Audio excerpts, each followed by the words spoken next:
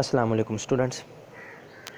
आज हमने unit number 4 की एक्सरसाइज का क्वेश्चन नंबर 2 रीड करना है, क्योंकि क्वेश्चन नंबर 1 स्मार्ट सिलेबस के अकॉर्डिंग स्किप किया गया है। क्वेश्चन नंबर 2 है choose the correct answer. First MCQ है हमारे पास, there are dash types of array. Array की कितनी टाइप्स मेंशन है? तो अरे की हमारे पास जो है वो टोटल 2 टाइप्स मेंशन है, एक है 1D अरे और एक है 2D अरे। इसके बाद सेकंड एमसीक्यू है, the statement x30 will reserve dash memory location. यानी कि एक अरे है जिसके साथ सब्सक्रिप्ट यूज़ किया गया है 30, तो वो कितनी लोकेशंस को स्टोर करेगा? तो बाय डिफ़ॉल्ट हमारे पास जो अरे का स्ट्रक्चर है वो शुरू होता है 0 से। तो अगर आप 0 से 30 तक मूव करें तो हमारे पास जो लोकेशन बनती हैं वो हैं 31। तो इसका जो आंसर है वो है C option 31। The statement x30 will reserve dash memory location, तो उसका आंसर है सी ऑप्शन 31। इसके बाद थर्ड है, इन 2 डायमेंशन अरे when dimension is not mentioned the array should not have more than dash elements। कि अगर हम 2 डायमेंशन अरे में डिमेंशन का कीवर्ड यूज़ नहीं करते तो तब हमारे पास कितनी मेमोरी लोकेशन जो है वो हम यूज़ करते हैं। और यहाँ पे क्या लिखा हुआ है, द अरे should not have more than dash elements. तो वो कितनी लोकेशन से ज़्यादा या मेमोरी जो सब्सक्रिप्ट है वो उससे ज़्यादा वो यूज़ नहीं कर सकता। तो इसका सिंपल सा आंसर है 10, क्योंकि चाहे 1 डायमेंशन अरे हो चाहे 2 डायमेंशन अरे हो, जब भी हम ज़्यादा वेरिएबल्स पे काम करेंगे तो हमें डिम स्टेटमेंट इस्तेमाल लाजमी करनी पड़ेगी। तो वो हमारे पास सिंपल है मोर देन 11 और इससे ज़्यादा। इसके बाद हमारे पास फोर्थ है, which of the following statement is used to find the largest value from an array. इनमें से कौन सी स्टेटमेंट हम यूज़ करते हैं लार्जर वैल्यू को फाइंड आउट करने के लिए? तो हमारे पास लार्जर वैल्यू को फाइंड आउट करने का कोई मैकेनिज़्म मौजूद नहीं इन दी शेप ऑफ स्टेटमेंट। कि स्टेटमेंट के थ्रू हम किसी भी लार्जर वैल्यू को फाइंड आउट नहीं कर सकते, एक पैटर्न होता है, हम उसको फॉलो करते हैं। तो यहाँ पर हमारे पास जो आंसर है वो है D statement, none of them. इसके बाद है which of the following is not a valid subscript. इनमें से कौन सा जो रिज़ल्ट होगा या आंसर है जो वैलिड सब्सक्रिप्ट नहीं है? तो उसके लिए अगर आप गौर करें, पहला हमारे पास है नम 10, वो भी ठीक है, A2 वो भी सही है, B4 ये भी सही है, लेकिन जो डी ऑप्शन है A-2 ये राइट ऑप्शन नहीं है। ठीक है, तो फिफ्थ का जो हमारे पास आंसर है वो है A-2, क्योंकि -2 कभी भी सब्सक्रिप्ट में या माइनस की वैल्यू यूज़ नहीं होगी। इसके बाद है, एन एलिमेंट ऑफ एन अरे is mention by it's subscript, अरे, ऑब्जेक्ट या नेम ऑफ एलिमेंट। आप किसी भी अरे के एलिमेंट को किसके ज़रिए से मेंशन करते हैं, किसके ज़रिए से आइडेंटिफाई करते हैं? तो वो हमारे पास है ए ऑप्शन, सब्सक्रिप्ट। यानी कि 6th एमसीक्यूज़ की जो ऑप्शन है वो है सब्सक्रिप्ट। इसके बाद 7th है, dimension statement use the keyword dash. जो डायमेंशन स्टेटमेंट कौन सा कीवर्ड इस्तेमाल करती है वो है DIM और सी ऑप्शन डिम। इसके बाद 8th एमसीक्यू है, मैक्सिमम नंबर ऑफ एलिमेंट्स पर डायमेंशन इज़। तो डिम स्टेटमेंट की जो डेफिनेशन हमने पढ़ी थी उसमें अवेलेबल था कि पर डायमेंशन जो हमारे पास मैक्सिमम एलिमेंट्स हैं वो हैं 255। तो 8th का जो ऑप्शन है बी वाला 255। इसके बाद 9th है, द डबली सब्सक्रिप्टेड अरे वेरिएबल, यानी कि अरे P3 और 2 या 3/2 specify the data elements present in.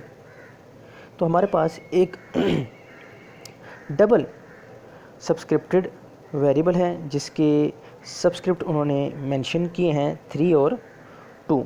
तो हमसे पूछा गया कि उसमें कितने रो और कितने कॉलम होंगे। तो हमारे पास सिंपली जो कॉलम हैं वो हैं 2 और जो रो हैं वो हैं 3। तो अगर आप ऑप्शंस में देखें तो वहाँ पर कॉलम ही पहले मेंशन कर रहा है, वैसे तो रो पहले आती है और कॉलम बाद में आता है।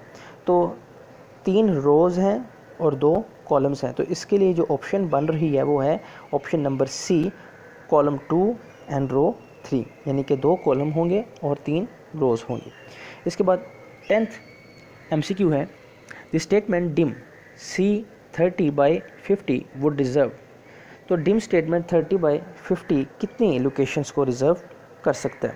तो अगर आप स्ट्रक्चर पढ़ें 2 डायमेंशन वेरिएबल का, तो उसके लिए लोकेशन फाइंड आउट करने के लिए हमारे पास जो आसान सा फॉर्मूला या मेथड है वो ये है कि हम इन दोनों सब्सक्रिप्ट्स को जो मेंशन होते हैं उनको आपस में मल्टीप्लाई कर देते हैं। तो अगर आप 30 × 50 करेंगे तो आपके पास जो आंसर आएगा वो होगा 1500, यानी कि 1500 लोकेशंस हम इस स्टेटमेंट के ज़रिए स्पेसिफाई कर सकते हैं। तो जो 10th MCQ है इसका जो आंसर है वो है बी ऑप्शन।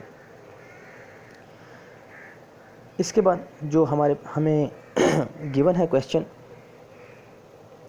वो तो है एक question number 4, what is meant by dim statement. कि डिम स्टेटमेंट क्या है, इसकी डेफिनेशन मैंने आपको बताई भी थी और मेंशन भी किए थे, और इसका आंसर पेज नंबर 55 है। 55 पे है कि dim statements by default DW basic provides N अरे ऑफ यूज स्ट्रिंग 10 एलिमेंट्स। हालांकि ये बुक में 10 लिखा हुआ है लेकिन ये 11 एलिमेंट्स हैं, from subscript 0 to 9। We have to use dim statement to specify a maximum subscript different. If subscript greater than the maximum specified is used, a subscript out of range errors occur. The maximum number of dimensions for an array is 255. ये complete answer मैंने आपको समझाया भी था और बताया था कि जब हम 11 से ज़्यादा एलिमेंट्स स्टोर करना चाह रहे होंगे एक अरे में तो हम डिम स्टेटमेंट इस्तेमाल करेंगे। We have to use dim statement, और उसके सब्सक्रिप्ट की तादाद भी मेंशन है इसी जगह पर। और कहा गया है कि अगर आप उनको यूज़ करते हैं, इनके सिंपली आप 11 से ज़्यादा वेरिएबल यूज़ कर रहे हैं और आपने डिम स्टेटमेंट इस्तेमाल नहीं करी तो वहाँ पर नहीं की तो वहाँ पर आपके पास एक एरर आएगा, जिस एरर का मैसेज होगा सबस्क्रिप्ट आउट ऑफ रेंज। इसके बाद क्वेश्चन नंबर 5 है, describe the use of subscript variable in an अरे। सबस्क्रिप्ट वेरिएबल का अरे क्या है, यूज़ क्या है अरे के अंदर। सबस्क्रिप्ट वेरिएबल का जो यूज़ है अरे के अंदर वो सिंपल ये है कि हम एक ही नाम के साथ एक ही वेरिएबल कैटेगरी के साथ बहुत सारी वैल्यूज़ को स्टोर कर सकते हैं। क्वेश्चन भी यही है, describe the use of subscript variable in an अरे।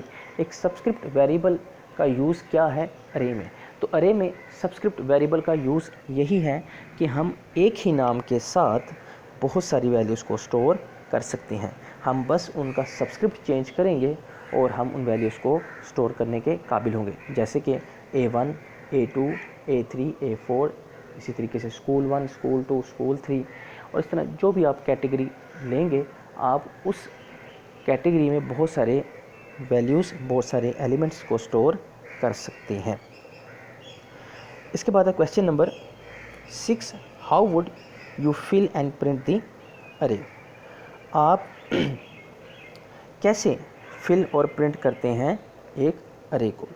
इसका जो आंसर है वो है पेज नंबर 54 पे, filling and printing of an array. मैंने काफ़ी एक्सप्लेन किया था इस क्वेश्चन को पहले भी, मैं दोबारा बता दूं कि किसी भी अरे में वैल्यूज़ को इनपुट करना वो क्या कहलाता है, फिलिंग ऑफ एन अरे। तो फिलिंग के लिए हमारे पास नॉर्मली या सिंपल इनपुट के लिए जो स्टेटमेंट है वही स्टेटमेंट होगी फिलिंग के लिए। तो जो इनपुट के लिए या फिर आप कह सकते हैं फिलिंग के लिए जो स्टेटमेंट्स अवेलेबल हैं वो हैं let statement, read data statement और तीसरी है इनपुट स्टेटमेंट। यानी कि इन 3 स्टेटमेंट्स के ज़रिए आप अरे को वैल्यूज़ दे सकते हैं। क्वेश्चन मेंशन है, इसका आंसर पेज नंबर 54 पे, डाटा स्ट्रिंग और numbers is enter in an अरे बाय यूजिंग लेट, रीड और इनपुट स्टेटमेंट। तो यहाँ पर ये मेंशन नहीं किया गया कि फिलिंग क्या है, बस इतना बताया गया कि आप अरे में इन तीनों स्टेटमेंट के ज़रिए डाटा एंटर कर सकते हैं। तो वो मैं आपको बता दूं कि अरे में डाटा को एंटर करना फिलिंग ऑफ एन अरे कहलाता है और उसके लिए 3 स्टेटमेंट्स मौजूद हैं, लेट, रीड और इनपुट। और इसी तरीके से अरे में मौजूद वैल्यूज़ को या एलिमेंट्स को स्क्रीन पर प्रिंट करवाना प्रिंटिंग ऑफ एन अरे कहलाता है। और उसके लिए हमारे पास एक ही स्टेटमेंट मौजूद है जो है प्रिंट स्टेटमेंट। यानी कि printing of an array means to print the value और elements of an array on the screen. Printing of array का मतलब है कि जो अरे के अंदर वैल्यूज़ या एलिमेंट्स हैं उनको स्क्रीन पर प्रिंट करना। और we can done this by using print statement. और हम यही काम या we can do so by using the print statement. और हम ये काम प्रिंट स्टेटमेंट के ज़रिए कर सकते हैं। यहाँ तक आपका जो है वो क्वेश्चन नंबर 6 कंप्लीट हो जाएगा। इन क्वेश्चंस को अच्छे से याद कीजिएगा, इनको बाय हैंड लिखें ताकि ये आपके जहन में मुकम्मल तौर पर बैठ जाए। और मज़ीद किसी किस्म की भी प्रॉब्लम हो तो लाजमी मुझसे शेयर करें। अस्सलाम वालेकुम।